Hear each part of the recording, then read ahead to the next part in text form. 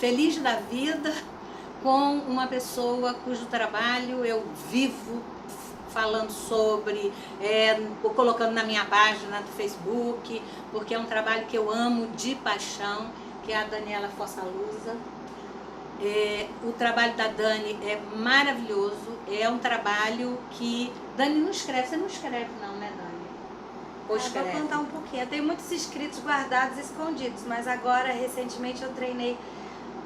Eu escrevo os roteiros dos espetáculos, que não deixa de ser uma autoria, né? Sim, essa transposição, sim. para falar um pouquinho, mas eu, agora com a pesquisa sobre a linguagem, eu treinei um pouco essa coisa da escrita científica, do pensar sobre, mas eu escrevi de uma forma muito narrativa e poética. Foi um embate com a academia, mas foi aceito, então eu estou muito feliz que abriu a porta para o doutorado, mas para uma escrita um pouco mais livre. Conta um pouco, assim, do teu processo, primeiro, assim, do grupo, como é que surgiu o grupo? Assim, essa técnica de contar a história com o tapete nasceu de uma educadora francesa chamada Clotilde Ramand. Ela sabia fazer patchwork, né? E resolveu fazer um tapete, mas diferente do patchwork, que os elementos e os personagens saíssem da colcha, né? Se movessem no cenário. Então ela teve essa ideia, criou um racontapi para o Neto. E foi um objeto, né?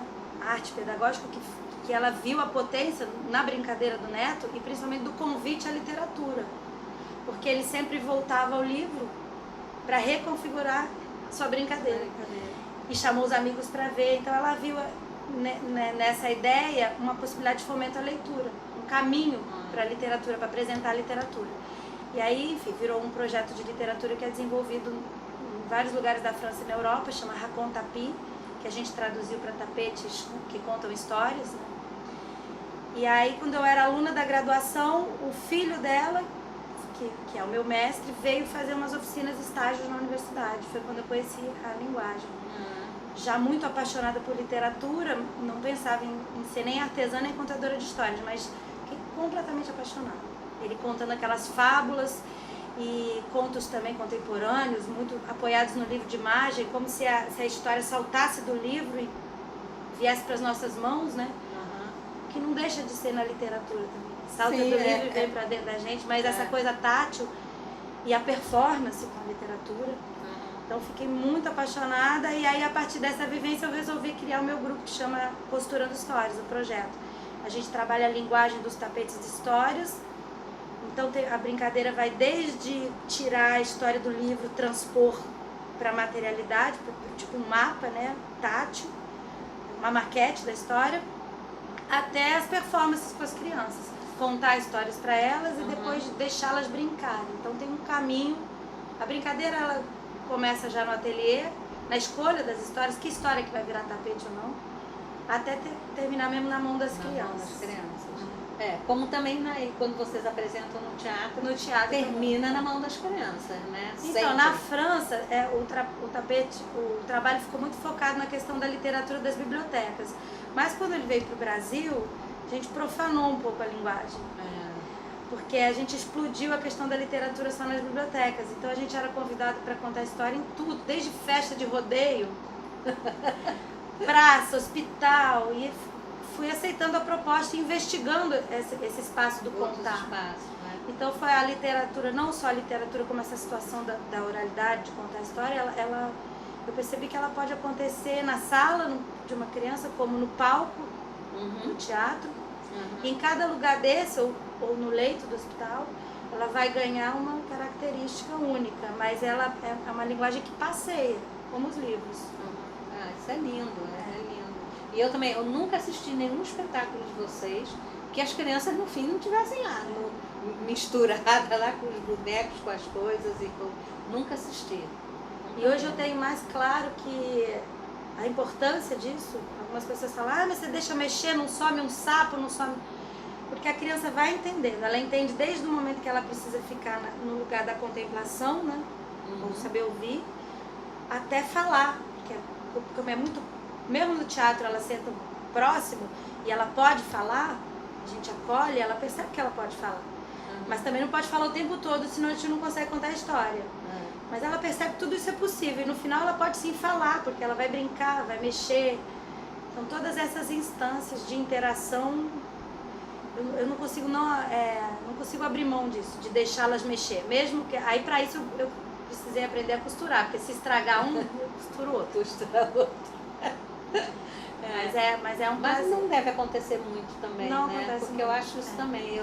Eu observei com vocês, já observei na minha relação com criança, que elas vão entrando no jogo e elas percebem o que é que elas podem, até onde podem, o que é que não podem, né? E todo mundo entra no jogo e faz. Ela percebe, Você por exemplo, só que é uma faz situação compartilhada, que é diferente de pegar, levar tudo pro seu quarto para brincar, que também é um jogo, mas ali na situação, com outras crianças, ela tem que compartilhar os personagens. Eles vão passar de uma mão para outra.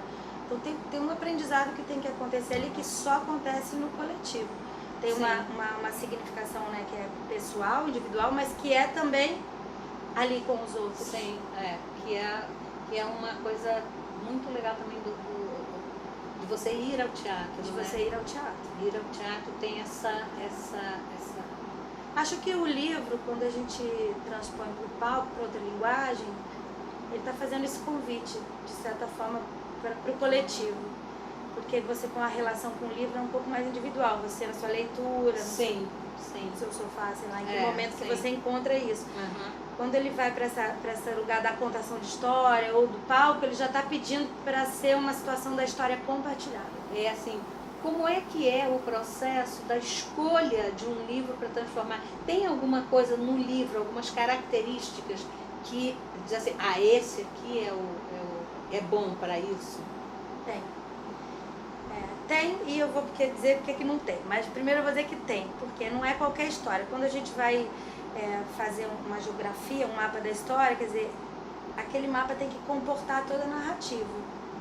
Então, se você tem um livro, por exemplo, que a cada livro ele muda de cenário, uma hora está na China, uma hora está no Japão, uma hora já é muito mais difícil para você, ou o tipo de representação que você vai fazer é mais difícil. Geralmente, a gente procura pegar uma história que tenha um início, meio e fim, e um cenário que a geografia vai compor. Sei. Mas e não é, porque também, por exemplo, quando eu fui convidada pela Casa do Saber para levar a literatura do Guimarães Rosa para criança, Pois é, ia te perguntar. não tinha uma isso, ilustração, não era um livro com início, meio e final.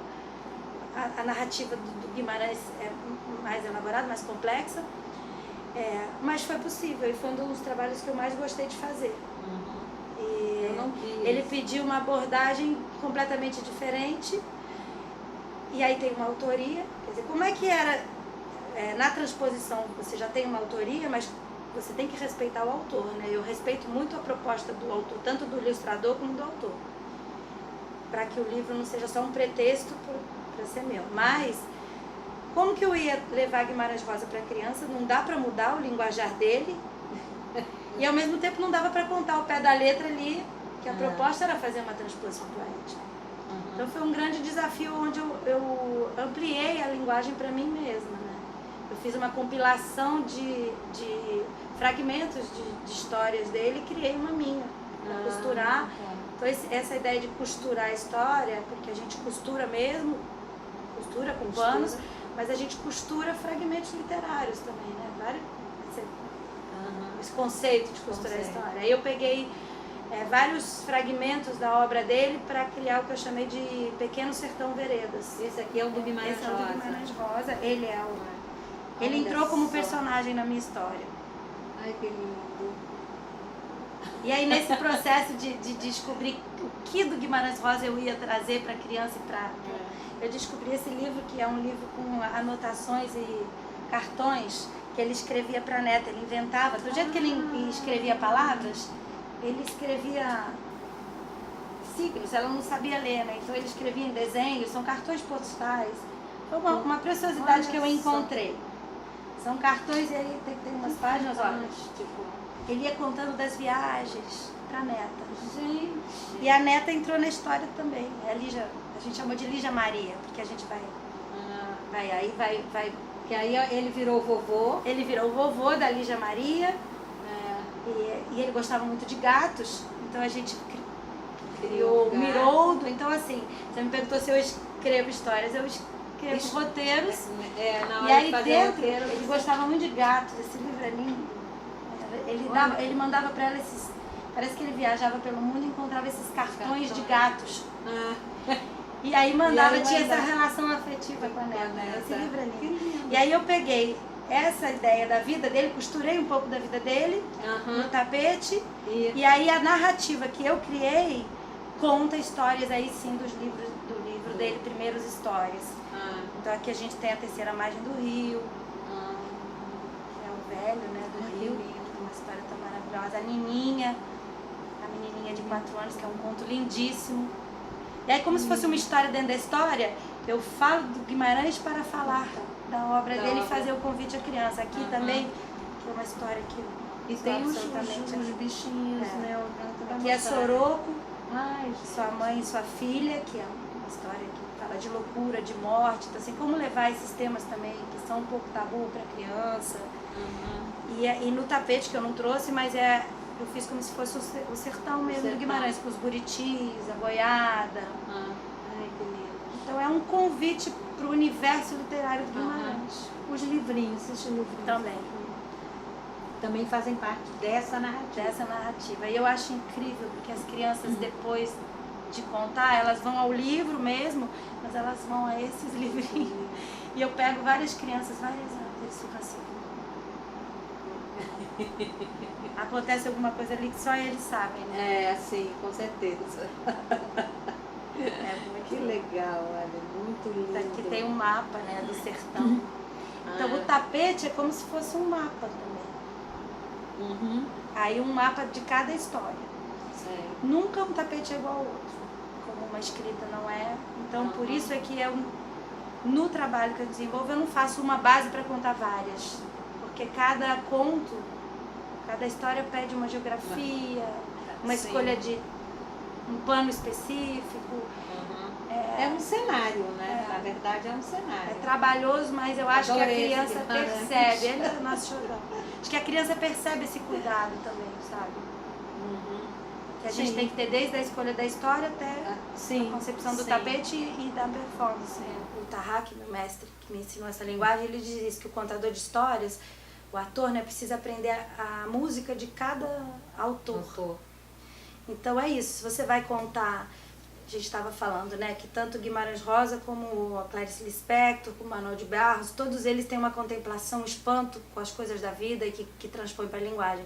Mas cada um tem uma música, tem um ritmo. É interessante então isso. É como a pessoa na performance, ela tem que escutar esse ritmo, essa proposta desse autor para dizer com o corpo, com a voz. Mas na costura também. Que textura tem? Que desenho tem, né? Às vezes o ilustrador faz isso e você segue o ilustrador. No caso da obra do Guimarães não tinha ilustração, então a gente ficou usando várias fotos, imagens para criar nossas imagens. Na Clarice Lispector também, a gente fez ela tem um livro de contos para criança, que são recontos do folclore, onde a gente viajou nas nossas imagens, a partir só do texto dela. A escolha das histórias não tem uma regra, né? Pode ser alguém que peça e a gente acolha, porque a gente quer contar aquilo. Pode ser um autor, como tem chegado até nós, ou a gente vai até ele para fazer essa parceria. Então a gente brinca, essa história é tapeteável? Essa história não é tapeteável? A gente tem uma parceria, como eu estava falando, com o Fábio Sombra, então hoje já tem até alguns livros que ele lança que ele já pensa do tapete. A Ciranda do Sapo Boi, que é para todas as idades, que eu não gosto de falar que história é para uma idade ou outra, mas ela não deixa de ser para criança menor pelo tamanho da ilustração, pela proposta. Então, ele já até concebe pensando nos personagens no tapete. Aqui são os animais da Mata Atlântica que fazem uma ciranda. Uma grande confusão no brejo, uma brigaria, parece até o nosso cenário político. E no final o Sapo Boi chega e vamos parar com isso porque a ciranda precisa rodar. E aí tem capivara, anta, tem de tudo, porco-espinho. Você vê, a história é tão bacana e você vê que você pode, de uma forma poética, através da literatura, falar de coisas da vida, até políticas, né? Claro, literatura. Aqui é a Ciranda do Sapo Boi. O macaco que fala palavrão, É muito boa essa história. E aí, depois que você conta história, você pode confabular com as crianças e falar sobre o mundo, sobre a vida. Esses livros dele, eles estão nas livrarias? Tá, o Fábio tem mais de 30 livros publicados e a gente agora está fazendo, a Família Alegria, da Cristina Vilaça, que é uma autora também, amiga que eu adoro. Eu conheço. Então a gente está premiada também com livros para crianças. A gente faz autores consagrados, como Ana Maria Machado, Ruth Rocha, e a própria Clarice Lispector, e faz autores novos. A ideia é ter boas histórias e boa conversa com os autores. Assim como a gente está fazendo aqui agora. Mas você, assim, com autores, vocês fazem curso, vocês dão curso para autor nesse sentido? Mostrar. Porque na verdade. Já tem. É para todas as pessoas, na verdade. Professores, atores e autores. Quem quiser aprender assim, sobre a linguagem. Às vezes a pessoa que escreve, às vezes não se alerta de que tem uma possibilidade de expansão de linguagem, né? O Fábio Sombra fez, quando ele fez a minha oficina, a primeira vez ele estava lançando o primeiro livro pela Rocco. Hoje tem 10 anos, ele tem mais de 30 livros lançados no caminho. Ele viu aqui um diálogo lá atrás, né? Mas tem outras parcerias que estão nascendo com outros autores. No início era a gente que buscava, ainda é, né? A gente busca os livros. Mas agora já tem esse caminho inverso. Dos autores nos buscando também, para uma conversa de parceria e diálogo. Na versão mais recente do trabalho, que tem a ver com a minha pesquisa de mestrado e agora doutorado, é colocar as crianças que costuraram comigo na minha pesquisa de mestrado. E a proposta inicial era eles contarem com os nossos tapetes. E eles disseram, a gente quer costurar as nossas histórias. Que é uma coisa bem contemporânea das crianças, mostrando as suas vozes. Ou seja, elas querem mostrar no canal, elas querem dizer que elas têm uma visão sobre o mundo, e foi acolhido e o resultado foi lindo. Elas escreveram as narrativas, costuraram e apresentaram. E só não apresentaram porque não deu tempo no tempo cronos, né, da pesquisa. Mas a gente tem ideia de agora produzir vídeos delas contando história com os materiais que elas elaboraram. Isso e eu cada vez mais tenho me aproximado desse convite, de deixar as crianças falarem e contarem. Tenho uma vontade, desde que eu comecei a ver o trabalho de você, de algum dia escrever alguma coisa que sirva para um tapete. Já estamos alinhavando aqui a possibilidade. Pois é. De um conto que possa... Dani, fala de como as pessoas podem entrar em contato contigo, que tipo de coisas as pessoas podem, nesse contato contigo, né? Assim, para, sei lá, apresentações, para cursos, para conhecer o trabalho, enfim. Então, a gente faz cursos e faz apresentações, faz sessões de história e espetáculos, em escolas, eventos. Então, assim, tem a nossa página no Facebook, que é Grupo Costurando Histórias, tem o site www.costurando histórias, que são os canais que as pessoas podem chegar, acompanhar a agenda e falar com a gente. A gente tem um polo de criação e investigação de criação de tapete, que está em andamento. Quem quiser se interessar, quiser tomar um café lá no ateliê, também procura através desses canais. Facebook, Grupo Costurando Histórias, e o site www.costurando histórias. Onde as pessoas viram vislumbrarem uma possibilidade de abrir uma roda de história e ter um diálogo, não tem preconceito. Eu chego lá, tendo essa possibilidade, a gente conversa e tenta levar.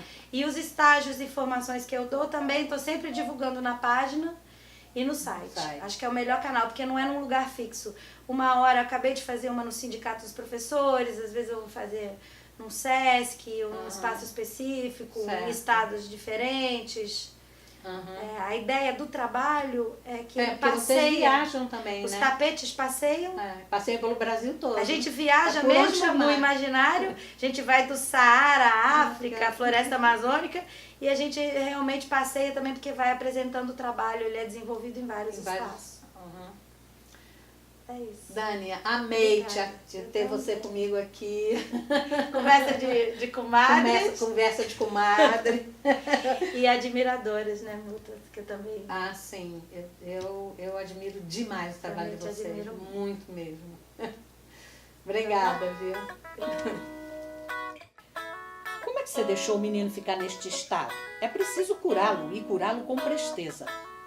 Ele não é doente, doutor. O que ele é sem vergonha. Está assim porque come terra. Ele come terra porque está assim.